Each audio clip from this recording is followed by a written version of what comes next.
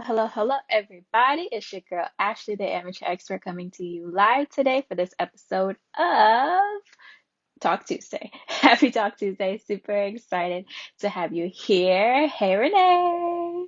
I'm super excited to have I guess today, Ashley Little. She is a multi-hyphenate. Do you hear me? So I am excited for you guys to hear her story, excited for you guys to hear her journey and to be inspired by it. She is in the room, so we will get started. Hey, Sherelle. Okay, hold on. Let me invite her in. Oh, she's gone. Hey, Ashley, do you see a way to request to join?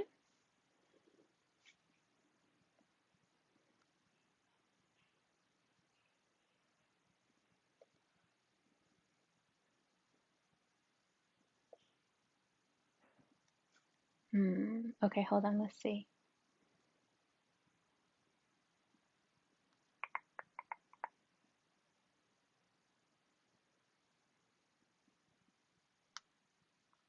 Here, I see you in the live.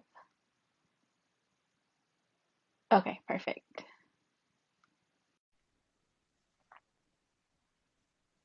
Okay.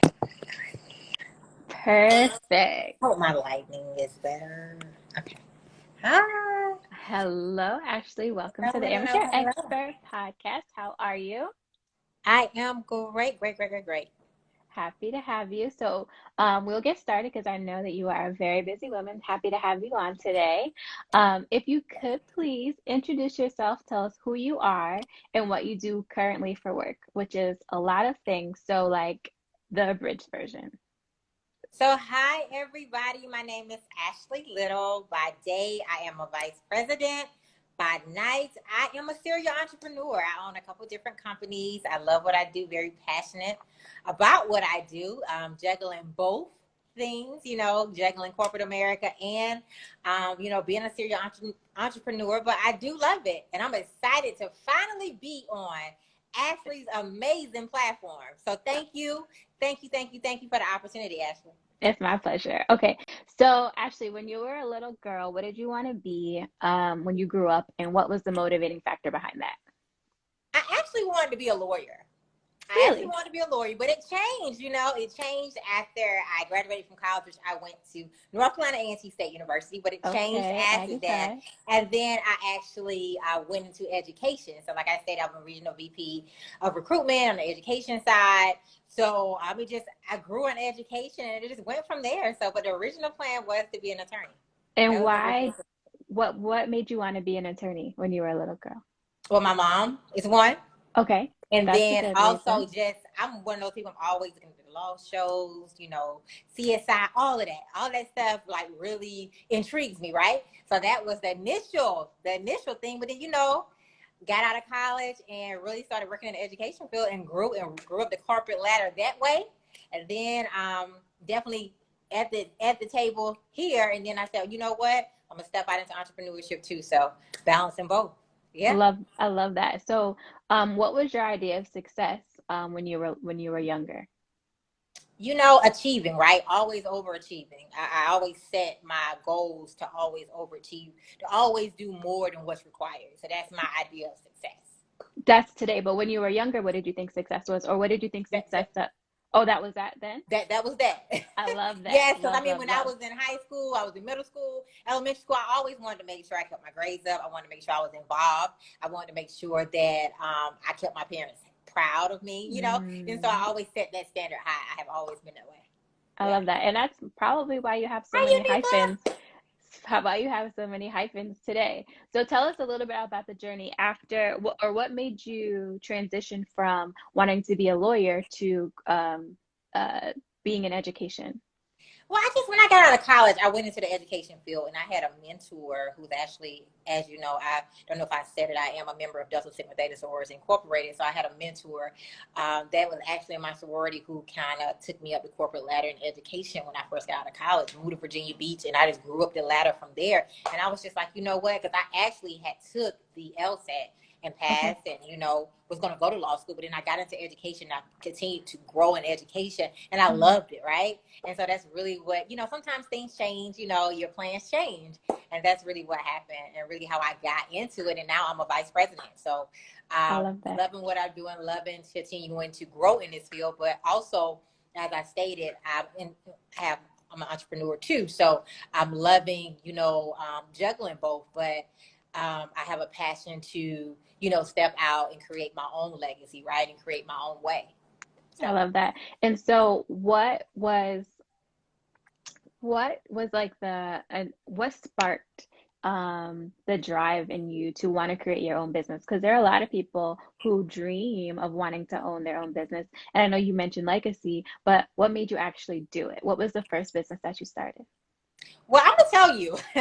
When I was a little girl, I used to have, the Babysitters Club. I don't know, it might be Mm-hmm. past. Yes. I used to read that, but I had all the books, right? And so I used to have a little lemonade stand. I even had a Mm-hmm. little Babysitters Club, and me and my sister, and we would try to keep, kids and had our own Babysitters Club. And Love then I that. had my tutoring company when I had my tutoring company when I was in college, and even when I got out of college, I still was managing a tutoring company. So I kind of already had that pathway going, but I Mm-hmm. really stepped out of my passion after I wrote. I was a part of my first book, Dear Fear. It really launched me going really deep into entrepreneurship after that. But I always had that mindset though. Okay, so let's talk about that. Because you are a nine-time best-selling author. So Nine times, yeah. let's talk about that. Yeah. What made you want to write, and what are your books? Talk to us about that. So, as I stated before, Dear Fear was really what triggered me to really go and step out of my passion, right? Because in that book, I was a contributing author in that book. And that's really how like I said, took off and really said, okay, Ashley, let's really go full force into this. Because I Mm-hmm. shared a lot of things. That was my first time really being vulnerable with the world about, going through different things in corporate America with discrimination, just different things that I had to release, right? The death of my grandfather, who's very close to me. A lot of Mm-hmm. things I released in that book, and I really told my story. And it was like the first time that I really told my story to the masses, right? And so it was relieving. It was great. I mean, I had a great experience. And then from there, I just started, continuing to write. I mean, I've always been a reader. I've always been a writer. In undergrad, my bachelor's is in English. Oh wow, okay. My master's is in IO. But I've always had that passion, right, for reading and writing. And so I really took off going deep full throttle after I shared my story. And I mean, the doors just continue to open, the blessings continue to pour, the collaborations, the opportunities, right, continue to open when I really am appreciative for that. I don't know, I think it went out a little bit. So that's really how It's okay. the journey started, and I just I been love writing. that. Started my own publishing company, Little Publishing. I'm a co-founder of the APC Experience Movement. We're not only telling our stories, but we are a publishing company too. Then I got Ashley Little Enterprises, and all of my other stuff that I do is under there. So I really went full throttle into just creating my legacy, and also being able to help people, right? Because my Mm-hmm. thing is, a true successful leader reaches back and help others, right? If you're not helping others, then you're not doing nothing, right? You're not doing nothing. So I'm very passionate about also opening doors for other people too, and because there's room for all of us at the table, I think which that's is so how we met, important to right? do. Which is how we met. And I hope my phone doesn't die. Okay, got it. Okay, so so you share with us what you think success is today. So what are some of the tips and motivators that you use to keep you going along your journey? Just staying focused, right? Staying focused and not really caring what people think, right? You can't care what people think when you're on your journey, because everybody's journey is different, right? And just staying focused, staying humble, Mm-hmm. staying prayed up, and also making sure that you're making room for other people. If you're not making room for other people, then you're not doing nothing, right? You're not doing nothing. People need people to get to the next Mm-hmm. level. And it's so important that we understand that there's room for all of us at the table. So just staying motivated and having that mindset, and just understanding that we all can win, right? We all can win. That's so good. And someone asked earlier, and I think this is a good time to ask now, how do you balance, you had such a great growth track, right, in your corporate job, and then you've got all of these other businesses. Like, how do you maintain it all? Hey, I'm still juggling, right? I'm still learning that, right? But I'm better than I was, right? It's all Mm, about having that calendar and setting days out for what I'm going to work on, right? And then also just, when you're passionate about things, when you're passionate about something, you give it your all, right? And I'm one of those people, when I'm passionate about something, I'm going to give it my all because if it has my name on it, it's going to be an excellence, right? And so I'll make those sacrifices to do it. But I do make time for self-care, working out, going to the spa, all of that stuff. So, and I have certain days that I work on different things that I have to mm, do, right? So that's another thing that keeps me on track because you have to keep yourself in that's good. balance, right? You have to stay balanced. So I do that, and I have a calendar where I have things that I have to do, and I'm always writing stuff down. So that's really how I stay on track. I love that. And so I know you're busy, so we can start No, to you're wrap fine. My up. phone should last through this. I'm gonna find the charger in a second. Go. Okay. So I want you to talk a little bit more about the HBCU experience over that you are Co-founder. co-founder of. Mm-hmm. I know you have a book coming out next week. I do. September 30th. Some of the authors are on listening now. But go ahead. So yeah, so why don't you tell us a little about that? Why did you want to start that? What is it? Okay. So the HBCU Experience Movement is a movement which is a collection of stories from alumni throughout the world sharing their stories, prominent alumni, of how they have got to the people that they are today, how they have molded them into the people they are today. And Mm, so we started this movement with A&T. Our first was last year. A&T birthed 44 authors, and then we gave over $10,000 back to the school, created an endowment, and shared our stories. Right, love that. because the goal of this movement is to increase alumni giving and to give back to our university, increase enrollment as well. And so my Mm, other two partners is Fred Witt and Uche Bird as well. So it's three of us, and our goal is to create that legacy and to touch all 107 HBCUs. And so far, we did A&T last year. We did this year. We have done Virginia State. We have done Tennessee State University. We did the first ever HBCU Queens book in June, and we're getting ready to bring out A&T the second edition next mm, week, next Wednesday, September 30th. Make sure you all are tuned in and go purchase this book because at the end of the day, we have some amazing authors in this book. We even have a historical figure, one of the A&T4, Dr. Jabril Kazan. I mean, wow. it's powerful. These stories are powerful. And the big thing about it is everybody's heart is in the right place to give back, right? We Mm, all want to give back. And everybody they're sharing their journeys, they're sharing their experience, and they come in with the mindset, we want to give back, we want to help, we want to create opportunities for the people behind us, right? So it's all about that. And so it's just an amazing movement, an amazing project. And we are excited to really share our stories and just let the masses see, what A&T has done for us, right? What we have went out to do and how we have got there. Because we all have journeys, right? I think people see the end result, but they don't mm, understand that we all have processes that we have to go through, right? So we yeah. all have been there. We all have been there. We all have had different struggles and different things, but at the end of the day, we didn't quit though. We didn't Mm, quit. And that's why we're sharing our stories and giving back financially as well to help increase that enrollment, to help start that legacy, to help people behind us understand that you can win. We want you to be better than we are. love Right? that. And so that's what it's about. I love that. And one of the things that I think is super inspiring about you is that, um, yes, you're about bringing your seat to a table, but I think you're also building many tables. So you've got the publishing company, you're doing the magazine, and so talk to us a little bit about your online magazine and store.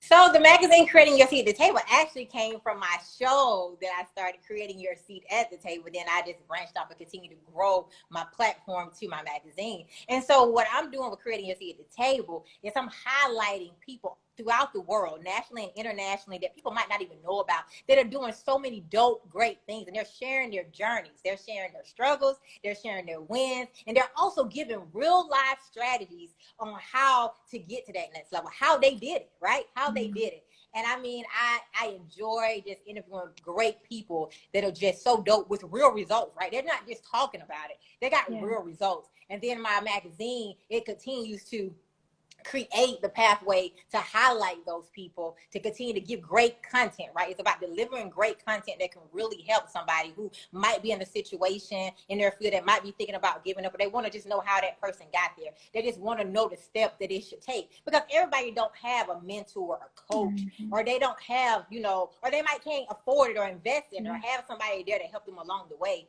So I Yeah. want to continue to creating your seat at the table to highlight great people, dope people that are doing some amazing things. And I'm just thankful. I mean, the launch, the inaugural for my magazine was back in June, and it was amazing with the support. I had Dr. George Fraser on the front.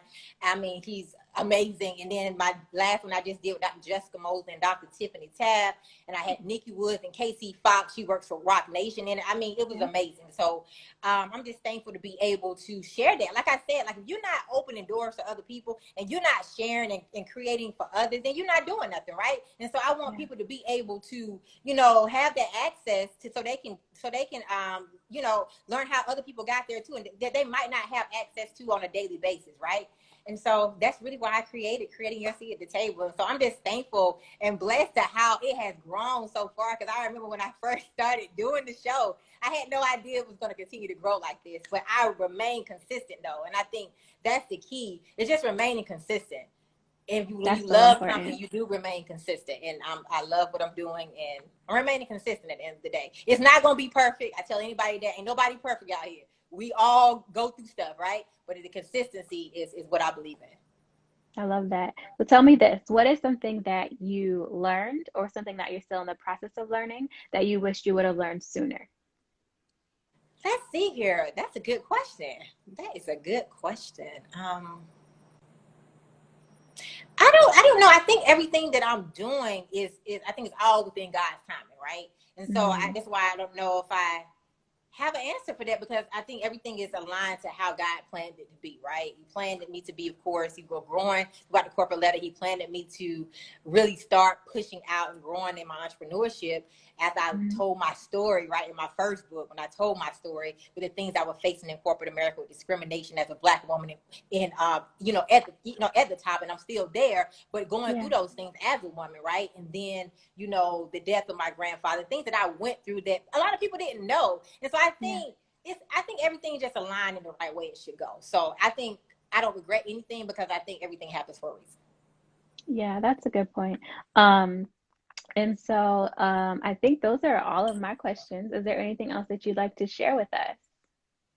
I don't have anything else but to get the book.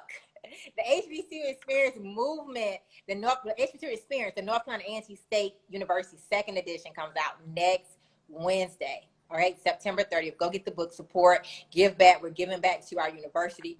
The overall movement is giving back to our HBCUs to increase financial giving and to also increase enrollment.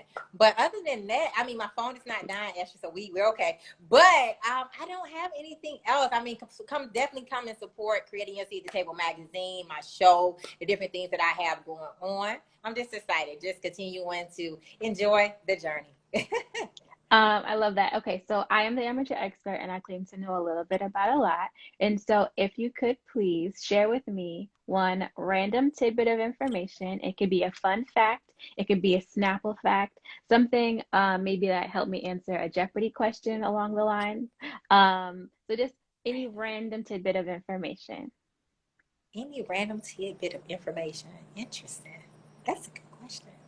It could be about anything. Anything in the whole entire world. Anything in the whole entire world. Hmm. Like, um, hmm. Like, did you know that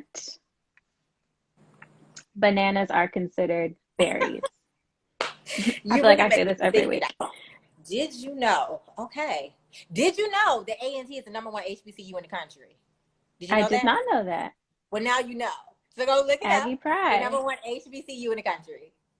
Hey, Okay. Justin. Hey, Blake. Hey, Cave. Donovan Cave. Justin Blake is on. Unique was on. See, these are some of the authors that are in the book. I love that. They're on Um, supported.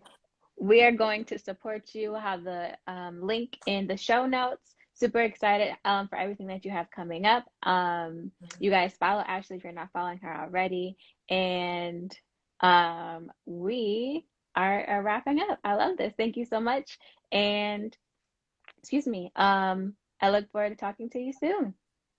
All right, love bud. Thank you for this opportunity, Ashley. I'm so glad we were able to connect and I was finally able to get on your platform. Ashley's dope. Follow her. I love her platform. And thank you again for the opportunity. My pleasure. Thank you. Have a good night, everybody. Good night.